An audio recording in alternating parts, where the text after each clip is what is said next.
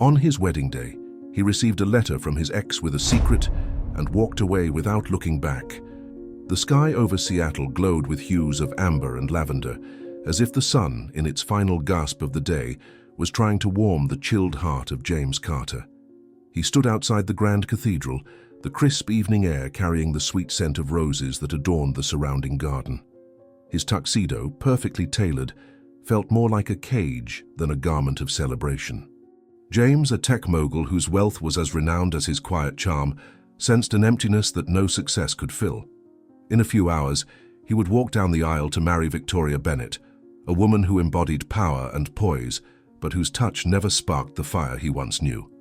As the breeze brushed his face, laced with the damp scent of earth after a recent rain, his thoughts drifted to a name he'd tried futilely to erase. Sarah. Sarah Larson was more than a memory. She was a song that lingered in his soul, despite years of silence. Her hazel eyes, shimmering like dew in morning light, still haunted his dreams.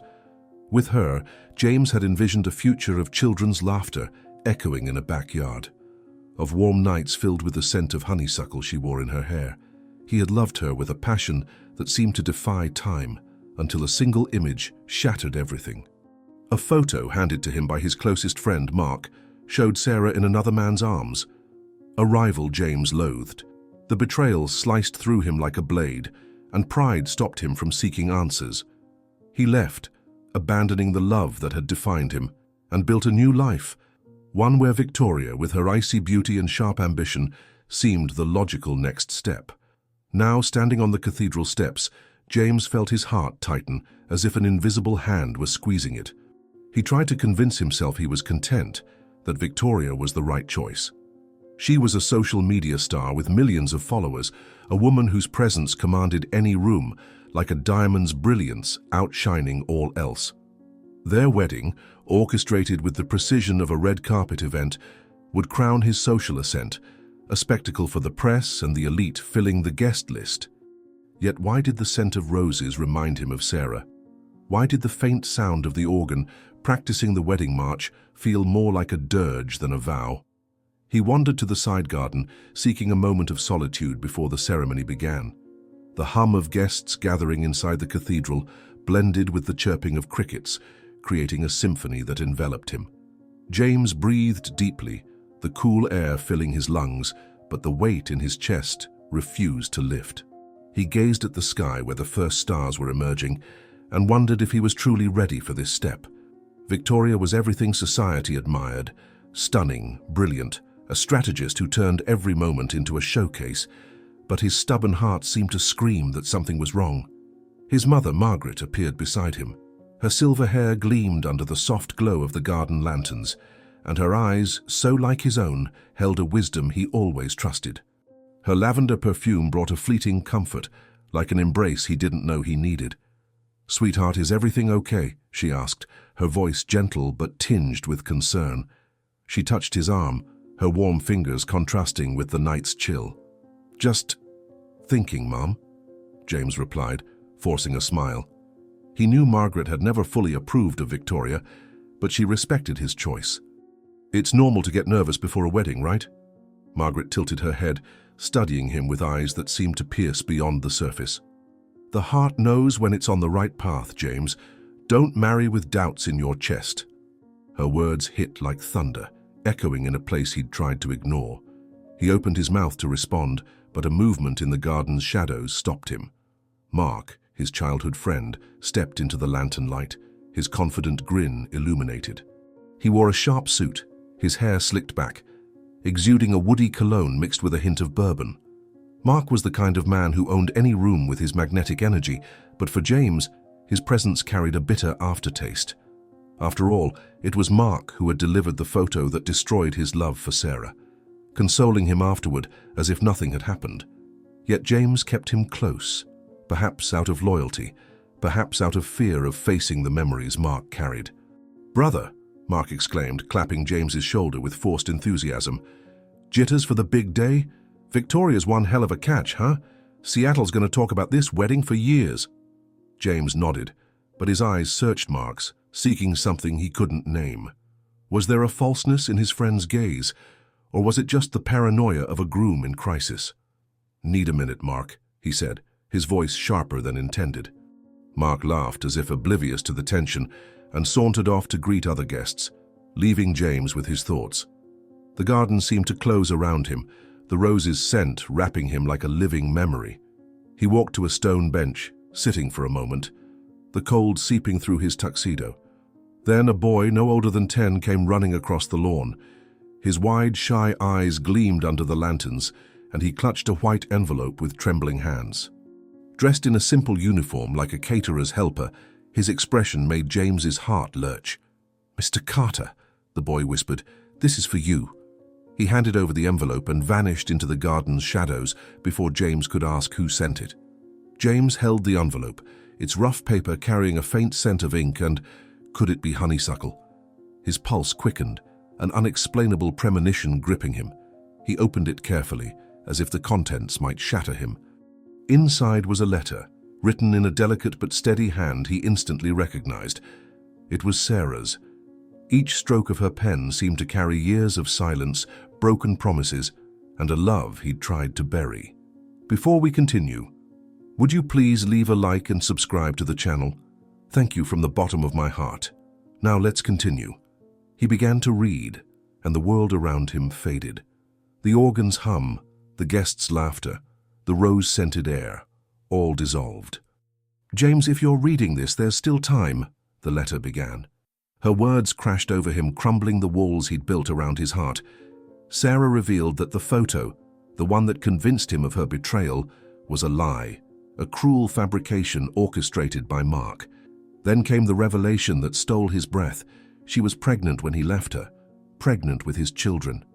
"They have your eyes," she wrote, and those words struck him like lightning. Children? How many? Where were they? How had Sarah survived alone? Questions swirled, each sharper than the last. He reread the letter, searching for a clue to her whereabouts, but found no address, only a final plea. "You chose to believe him, not me. Now you know the truth. What will you do with it?" The paper shook in his hands, the weight of her words making the ground feel unsteady. The organ grew louder, signaling the ceremony's start. He heard Margaret calling softly but urgently, "James, it's time." But he couldn't move. The letter was a chain binding him to the past, yet also a key to a door he thought locked forever. Victoria was about to enter the cathedral. The guests were seated and every second was a choice. Stay and honor his promise to Victoria, or chase the truth Sarah offered. He looked skyward, the stars now brighter, as if whispering answers he couldn't yet hear. The honeysuckle scent seemed stronger, as if Sarah were beside him waiting. Then footsteps crunched on the garden gravel, snapping him from his thoughts. He turned to see Mark, his expression a strange mix of curiosity and, was it guilt? "James? What was that? Some kid gave you something?" Mark asked, his tone too casual. He stepped closer, and the glint in his eyes made James's stomach twist. How did Mark know about the envelope? Was he watching? Sensing something ominous, Mark grabbed his keys and bolted from the ceremony, his car screeching away. Before James could respond, a car screeched to a halt on the street. A figure emerged, her white gown glowing under the headlights. It was Victoria, defying tradition by leaving the cathedral before the ceremony, her eyes blazing with an emotion James had never seen. "James, what's going on?" she shouted, her voice thick with fury masking something deeper. "Why are you still out here?" James clutched the letter, his heart racing. Victoria shouldn't be here. Mark shouldn't know about the envelope, and the truth in his hands felt more dangerous than he'd imagined. What would he do with it? The air inside the cathedral was heavy, saturated with the sweet scent of lilies adorning the altar, mingling with the faint smell of wax from flickering candles in golden holders. The organ played the opening notes of the wedding march, a deep sound resonating off the stone walls like an inescapable summons. Guests, a sea of polished faces, filled the pews, their whispers weaving a web of anticipation. Tech tycoons, influencers, and reporters awaited the moment that would dominate headlines. The union of James, the tech prodigy, and Victoria, the queen of Instagram. But James felt trapped, each stare tightening around his soul. He glanced at Margaret, who had come to fetch him, her kind eyes shining with familiar concern. Her lavender perfume enveloped him, offering a fleeting comfort, but also a sting of guilt. She held his hand, her warm fingers against his cold skin, as if anchoring him to reality. "It's time, sweetheart," Margaret murmured, her voice soft but heavy with meaning. She always knew when something was wrong, but James couldn't reply. The letter in his jacket pocket was alive, pulsing with truths he could no longer escape. Sarah, his children, Mark's betrayal, and now the image of Victoria, about to glide down the aisle in her lace gown and practiced smile, seemed to choke him. He pulled the ring from his pocket, its gem glinting under the candlelight, and pressed it into Margaret's hand. "Mum, hold on to this," he said, his voice hoarse, nearly drowned by the organ. Her eyes widened, a mix of shock and understanding, but before she could speak, James stepped back. The motion was slow, deliberate, as if breaking an invisible chain. He turned, ignoring the rising murmurs among the guests, and walked down the aisle, each step echoing on the marble floor like a drumbeat, heralding a rebellion. The whispers erupted into a chorus of stunned voices. "What's he doing? Is he leaving? This is a scandal!" The words bounced off the walls, but James didn't look back. He felt the weight of their gazes, the heat of the lights, the lily's cloying scent, choking him. As the cathedral doors swung open, the cool night air embraced him, carrying the scent of wet earth and the distant chime of Seattle's bells. He crossed the threshold, the outside world feeling more vivid, more real, than the stage of pretense he left behind. Outside, the press was ready, microphones and cameras aimed like weapons. Flashes sparked like lightning, momentarily blinding him, as voices shouted, "James, why are you leaving? Is it true you're ditching the bride?" He shielded his face, pushing through to the car waiting for him. Frank, the family driver, opened the door with a knowing glance, as if sensing this moment transcended explanation. "Where to, sir?" Frank asked, his voice calm but curious.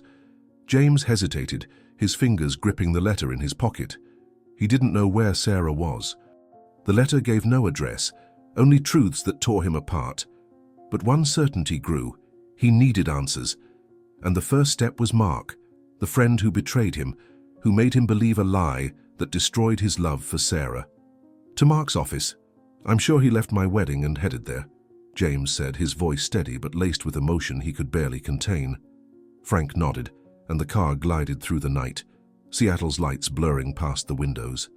James opened the letter again, Sarah's handwriting dancing under the car's dim light. He reread the words that had shattered him. The photo was a fake, a cruelty engineered by Mark, and Sarah was pregnant. His children, how many? What were they like? Were out there growing up without him. Guilt consumed him, but so did hope, a fragile flame flickering to life. As the car wove through the city, James pictured Sarah alone, facing the world with the children he'd never known. How had she survived? How had she raised them without him? Each question was a knife, but also a call to action. He needed to find her, to beg forgiveness, to meet those children with his eyes. But first, he had to confront Mark. What drove him to weave such a vicious lie? Anger surged, mixed with an emptiness he couldn't name. The car stopped outside Mark's sleek glass office building, its reflective surface catching the moon's glow. James stepped out, the cold wind carrying the scent of cedar from nearby trees. Each step toward the entrance was a plunge into the unknown, but also a vow. He'd no longer live a lie. He needed answers, and Mark would provide them. In the lobby, the security guard recognized him, waving him through. The elevator ascended in silence, its soft hum clashing with the chaos in his mind. When the doors opened, Mark was in his glass-walled office, his usual confident smile lit by the cold glow of chandeliers. His woody cologne tinged with tobacco filled the air, and James's anger surged, a wave about to crash. "James?" Mark exclaimed, rising from his chair, his bourbon glass nearly spilling. "What are you doing here? Shouldn't you be at the cathedral, tying the knot with Victoria?" His tone was light, but his eyes betrayed calculation, not surprise. James stepped forward, the crumpled letter in his hand. "Why, Mark?" he asked, his voice trembling but resolute. "Why did you lie to me? Why did you make me believe Sarah cheated?" Mark's face hardened, his smile faltering for a moment. He opened his mouth to reply, but rapid footsteps in the hallway froze him. Both turned as Victoria stormed in, her wedding gown now disheveled, the veil haphazardly pinned, her eyes red with tears and rage. She entered like a hurricane, her floral perfume jarring in that moment of fury. "James!" she screamed, her voice slicing the air like thunder. "How dare you humiliate me? Leaving me at the altar, alone in front of everyone?" She pointed at Mark, her eyes blazing. "And you? Thought you'd get away with whatever you did?" James looked from Victoria to Mark, his mind reeling at the sudden connection. Did Victoria know something? Was she part of Mark's lie? Sarah's letter hadn't mentioned Victoria, but her tone hinted at more than a jilted bride's pain. The ground seemed to shake beneath him, the truth looming like an unstoppable wave. "What do you know, Victoria?" he asked, his voice low but firm, clutching the letter like a weapon. "What did you two do to me?" Victoria hesitated, her eyes darting from James to Mark, as if seeking an escape. Mark, meanwhile, looked cornered, his bourbon glass trembling. The silence was heavy, like the calm before a storm. Outside, the wind howled, carrying the faint chime of cathedral bells, a reminder of what James had abandoned. He knew this moment was a point of no return. The truth was within reach, but what he'd uncover next could change everything. Then a sharp ring pierced the night. It was Mark's phone, buzzing insistently from his pocket. He hesitated, but the phone kept vibrating as if holding a secret that couldn't wait. Mark glanced at it, his face paling, then at James, as if the next move would seal his fate. "Don't answer," James said, his voice sharp. But Mark, with a defiant glint, pressed the phone to his ear. The voice on the other end was low but cut through the air like a blade. Mark stiffened, his eyes widening, the bourbon glass forgotten in his hand. The glass walls reflected Seattle's lights, making the room feel smaller, Mark's woody scent now mingling with the cold sweat beading on his brow. Victoria watched, her fury giving way to curiosity, as if sensing something monumental was unfolding. James, the letter still crumpled in his hand, felt his pulse thunder in his ears, each beat echoing a question he dared not voice. "Who is it?" James demanded, his voice rough, stepping toward Mark. But Mark raised a hand for silence, as the voice grew clearer, laced with an emotion that thickened the air. "Enough, Mark," the voice said, firm but trembling with years of suppressed pain. "I'm done living under your threats, done carrying your secret. He knows the truth now, and you can't silence me anymore." James froze, that voice. He knew it, even after all these years. It was Sarah. Her soft cadence, now hardened by life, flooded him with memories he'd tried to bury. Starry nights, shared laughs in waterfront cafes, the honeysuckle scent she left on his pillow. But there was something new in her voice, strength, resolve, that deepened his sense of loss. He snatched the phone from Mark, ignoring his friend's protest. "Sarah," he said, his voice breaking, as if her name were both salvation and wound. On the other end, a pause, a silence heavy with a decade lost. He heard her breath, hesitant, then a sigh.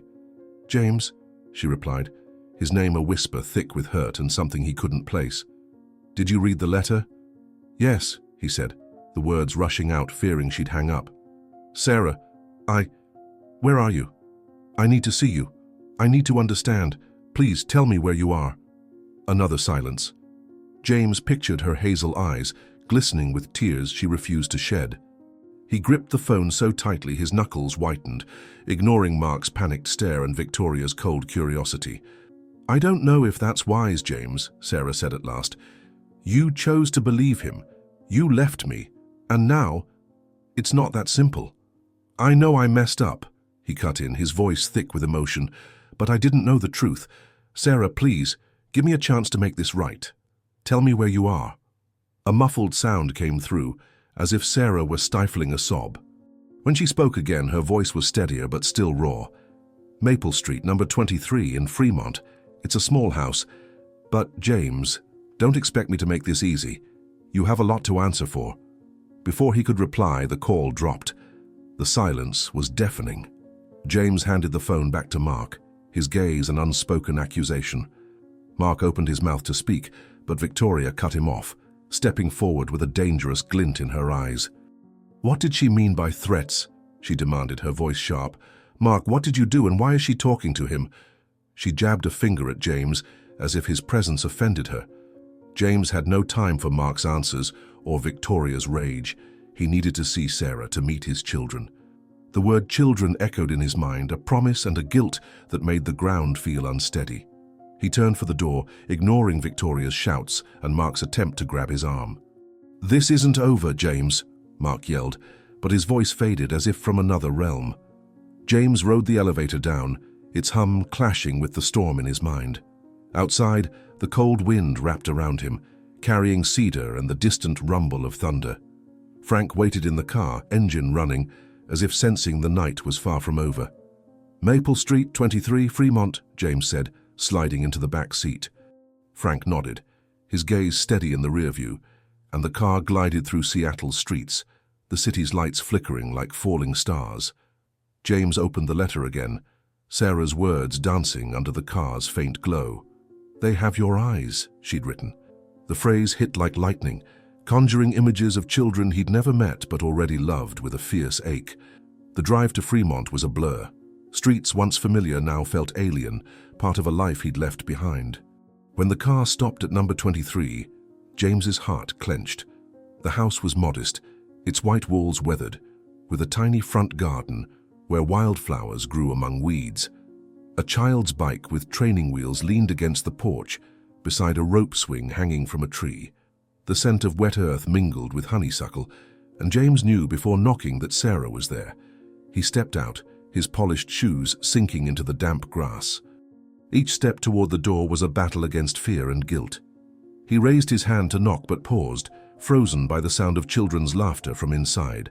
High-pitched, vibrant voices mixed with soft music, perhaps a radio playing. James closed his eyes, trying to etch the sound into his memory, fearing it might vanish. He knocked. 3 soft taps, almost timid. The music stopped, the laughter faded. Light footsteps approached, and the door opened, revealing Sarah. She was changed, yet unmistakably herself. Her hair, once long and loose, was now in a messy bun, stray strands framing her face. Her sun-kissed skin bore faint lines around her eyes, traces of smiles and tears he hadn't witnessed.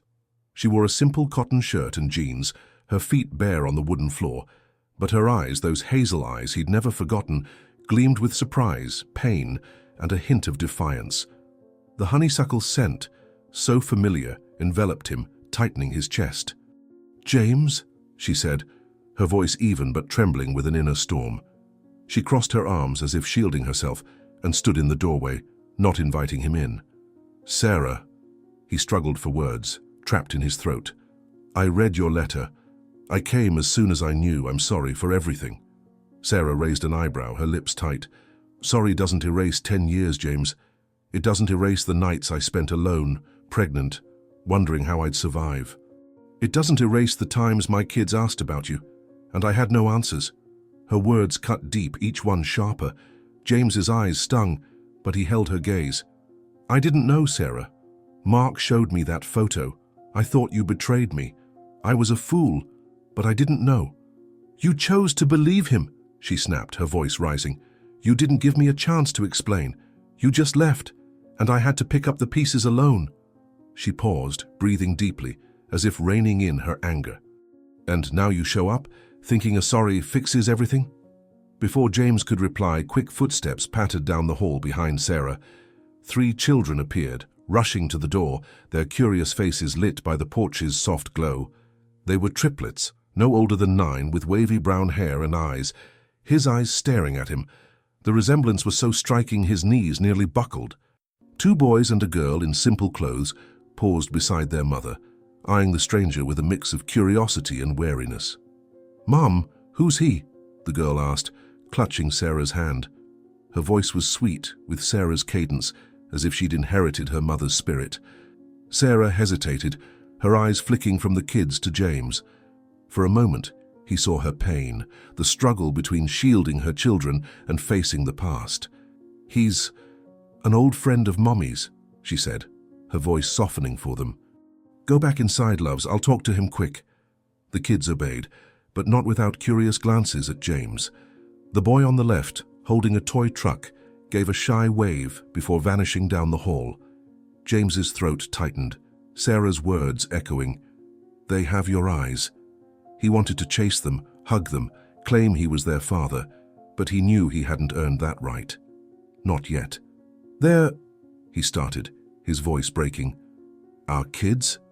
Sarah nodded, her eyes glistening with unshed tears. "Yes. Haver, Owen and Caleb. They're 9, and for 9 years I was all they had." James ran a hand over his face, grappling with the weight of it. He'd imagined finding Sarah, maybe with 1 child, but triplets. 3 lives he'd never known, 3 hearts growing without him. The guilt was crushing, yet laced with a hope he dared not name. "Sarah, I want to be in their lives. In yours, if you'll let me. I know I don't deserve it, but I'll prove I can be better." He stepped closer, but Sarah raised a hand, stopping him. "It's not that easy, James," she said, her voice firm but raw.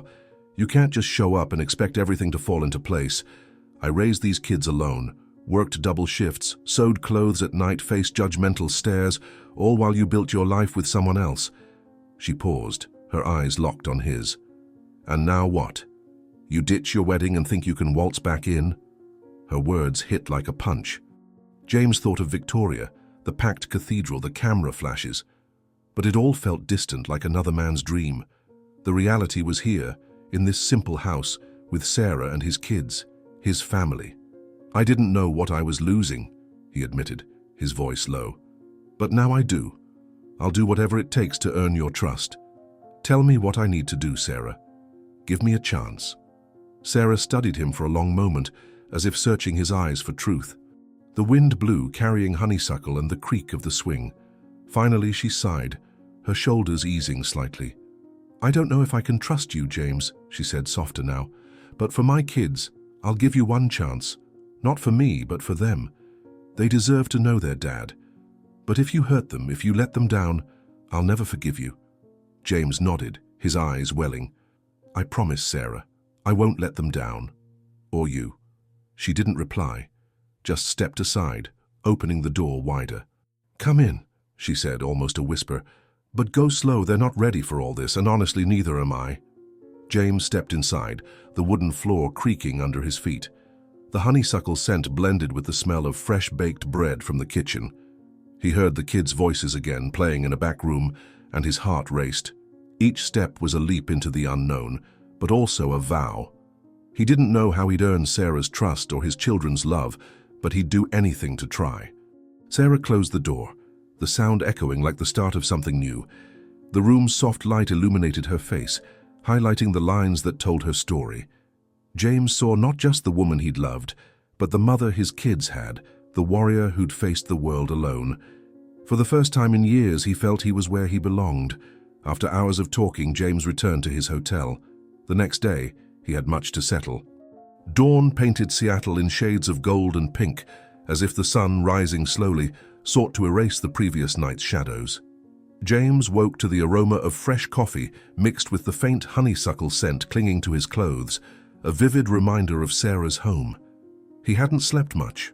Images of the triplets, Ava, Owen and Caleb, danced in his mind, their eyes so like his own it was like glimpsing his past. His talk with Sarah, heavy with hurt and caution, had left a deep mark, but also a resolve burning in his chest.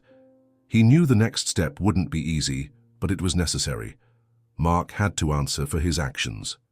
James dressed in a navy suit, simple yet sharp, as if girding for battle. The fabric, cool against his skin, felt less like armor and more like a reminder he no longer needed to hide behind facades. He sipped the coffee Frank had left on the hotel table, its bitterness sharpening his focus. Sarah had shared everything: Mark's blackmail, the veiled threats that silenced her for years, the burden of raising 3 kids alone, while he twisted the truth to keep James at bay. Each of her words had been a stab, but also a call to action. Today, Mark would face the consequences. The meeting was set for mid-morning, in a conference room at the heart of the tech empire James and Mark had built together. It was a sleek space, with glass walls reflecting Seattle's skyline, leather chairs, and a walnut table exuding power. But to James, it was now a stage for truth. He'd invited his family, Margaret, his Uncle Richard, a longtime business mentor, and the company's oldest partners, men and women who'd known Mark since college. This wasn't just personal, it was about justice. As James entered the room, the chatter stopped. The air conditioning hummed, mingling with the faint scent of polished wood and coffee in porcelain cups. Margaret sat by the window, her silver hair in an elegant bun, her lavender perfume a calming note amid the tension. Her wise, gentle eyes met James's, and she gave a slight nod, signaling her unwavering support.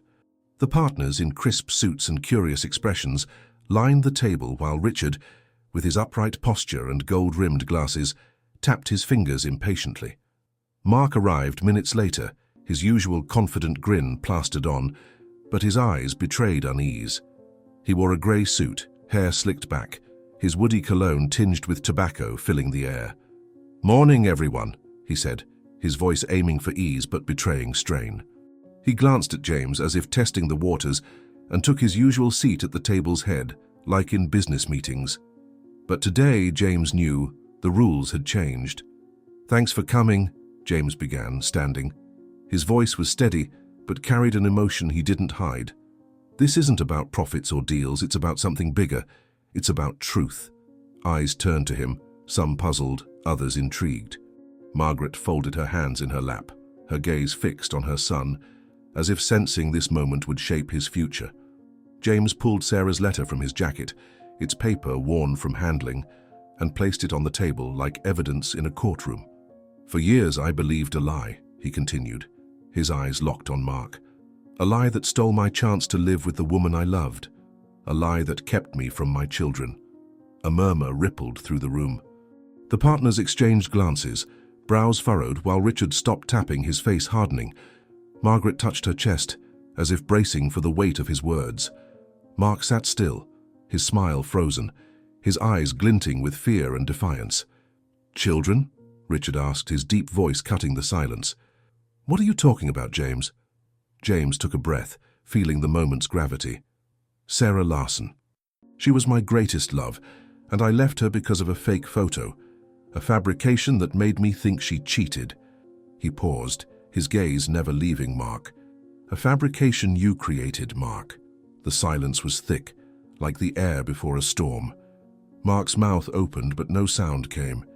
His fingers gripped the table's edge, knuckles white against the dark wood. "That's absurd, James," he said at last, his voice shaky. "You're making this up." "Why would I do that?" "Because you wanted her," James replied, his voice sharp but controlled. "Because you couldn't stand me being happy with her. Because you always coveted what I had but couldn't take. So you lied. You blackmailed Sarah, threatened to ruin her with secrets that didn't exist just to keep her quiet. And I, like a fool, believed you." The partners murmured, their voices rising in outrage. Margaret fixed Mark with a narrowed gaze, as if seeing him anew. "Is this true, Mark?" she asked, her voice soft but laced with disappointment sharper than any shout. Mark laughed, a nervous sound echoing in the room. "This is ridiculous.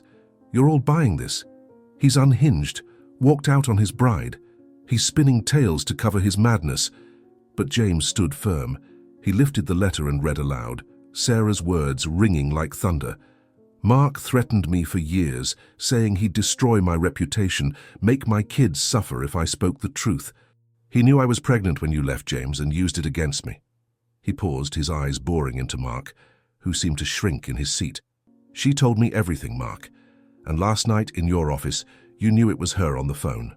You tried to play it off, but I saw the fear in your eyes." Mark's face was ashen, sweat gleaming on his brow. He tried to stand, but Richard raised a hand, his authority silencing any escape. "Sit down, Mark," he said, his voice like a gavel. "Let's hear the rest." James pressed on, his voice growing stronger. "Sarah raised our kids alone, triplets, Mum. Ava, Owen, and Caleb. They're 9. And I never knew them because of your jealousy, Mark.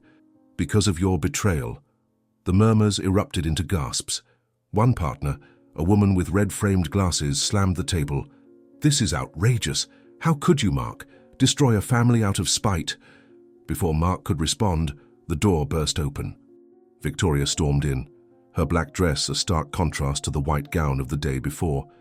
Her hair was loose, her eyes red, as if sleepless. Her floral perfume clashed with the room's tension. She stood in the center, her gaze shifting from James to Mark, her breath ragged. "Victoria," James said, startled but unwavering, "what are you doing here?" "I came to confront him," she replied, pointing at Mark, her voice trembling with fury. "But looks like I timed it right." She turned to Mark, her eyes blazing. "You lied to me too, didn't you? Said James was unstable, that he'd never loved me right. But it was all part of your scheme, wasn't it? You used me to cover what you did to Sarah." Mark raised his hands, as if warding off an unseen blow. "Victoria, you're overreacting. I was just looking out for you, for our friendship." "Looking out?" she shouted, her voice echoing. "You manipulated us all. I knew you were hiding something, Mark, but this, ruining James's life, Sarah's, their kids." She turned to James, her eyes softening briefly. "I didn't know the full story, James, I swear. But I sensed something was off. That's why I followed you yesterday, why I couldn't walk down that aisle with a fake smile." James looked at Victoria, seeing not the perfect bride, but a woman as lost as he'd been. "I wronged you too, Victoria," he said, his voice low but steady. "I used our engagement to bury Sarah, to fill a void I never explained. But I can't live like that anymore. I can't run from the truth." Victoria nodded, her eyes glistening but tearless. "I know.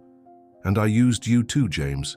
For the status, the glitz, the life everyone envied. But it wasn't love. Not what you deserved." She paused, breathing deeply. "Go find her. Find your kids. And do better this time." Her words hung in the air, a rare moment of truth cleansing the room of lies. The partners, now silent, stared at Mark, who seemed to shrink under their scrutiny. Margaret stood, walking to James and resting a hand on his shoulder, her lavender scent a fleeting comfort. "I'm proud of you, sweetheart," she said, her voice soft but resolute. "And you, Mark, lost more than you know today. Not just James's trust, but all of our respect." Richard cleared his throat, his deep voice breaking the silence. "Mark, your role in the company will be reviewed. We don't tolerate this behavior, and frankly, you need to rethink a lot of things." Mark scanned the room, his eyes wide, searching for an exit that didn't exist. "You can't do this," he cried, his voice cracking. "I built this company as much as he did." "You built a lie," James countered, his voice calm but brimming with inner strength. "And now you'll live with the fallout." He turned to leave, but paused at the door, looking at the partners, his mother, Victoria. "Thank you for being here. For letting me fix what I broke." He glanced at Mark one last time, not with anger but pity. "I hope you find peace, Mark, but not at my family's expense." James left, his footsteps echoing on the marble corridor. The lobby's cool air embraced him, carrying the scent of impending rain and Seattle's distant bells. He knew the road ahead was long, earning Sarah's trust, meeting his kids, rebuilding a life he nearly lost. But for the first time in years, his heart felt light, as if he'd shed a decade's worth of lies. Outside, Frank waited in the car, engine humming, his kind eyes in the rear view. "Where to now, sir?" he asked, his voice warm with complicity. James smiled, small but genuine. "Maple Street, Frank, to Sarah and my kids' place." The car glided through Seattle's streets, the city's lights twinkling like stars on asphalt.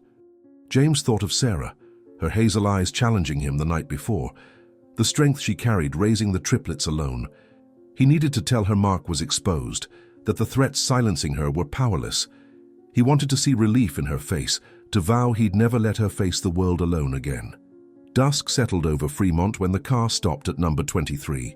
The low sun bathed the white walls in gold, and wildflowers in the gardens swayed in the breeze. The bike with training wheels sat on the porch, beside the creaking swing.